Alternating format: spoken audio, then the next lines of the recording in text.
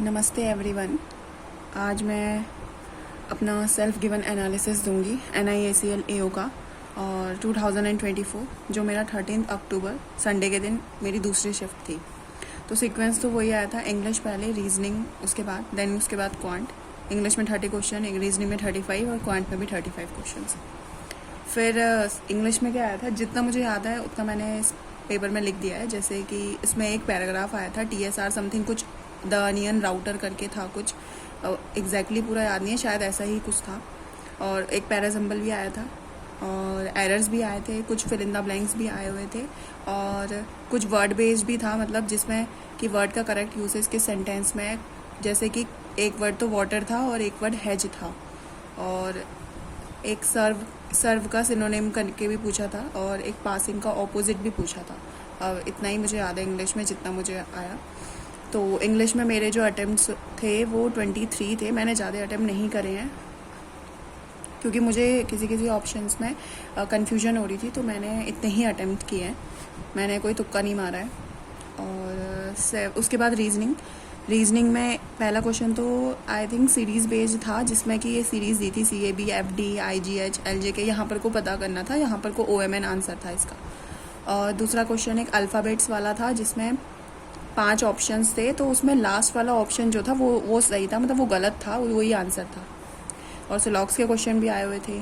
एक अनसर्टेन रो था जिसमें सारे लोग नॉर्थ फेस कर रहे थे, ये वाला था। एक ईयर बेस्ड पजल था और ईयर बेस्ड पजल में मेरे से कहीं पर मिस्टेक हो गई थी, पता नहीं, मेरे से बन नहीं रहा था तो मैंने इसको छोड़ दिया है। और एक सर्कल वाला था, ऑल इनसाइड थे, 6% वाला। और एक फॉरवर्ड बैकवर्ड वाला भी था जिसमें वर्ड आई थिंक इक्वेशंस था, पता नहीं, ऐसा ही कोई वर्ड था। तो मैंने इसमें सारे करे हैं, बट एक ईयर बेस्ड वाला मेरे से बन नहीं रहा था तो मैंने उसको छोड़ दिया है। तो मेरे इसमें जो अटेम्प्ट्स हुए हैं रीजनिंग में मेरे 29 अटेम्प्ट हुए हैं।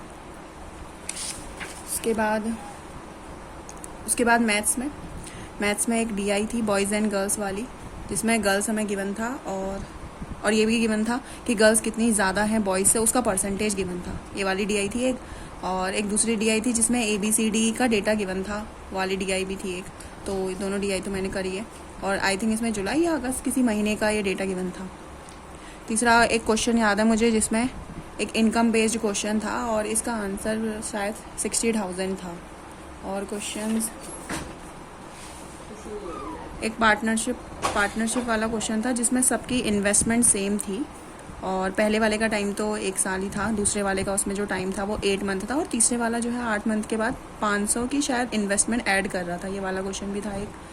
और एक क्वेश्चन कोई XYZ डिस्टेंस वाला था जिसमें एवरेज स्पीड फाइंड करनी थी और आई थिंक इसका आंसर 68 1/3 आ रहा था, जितना मुझे याद है।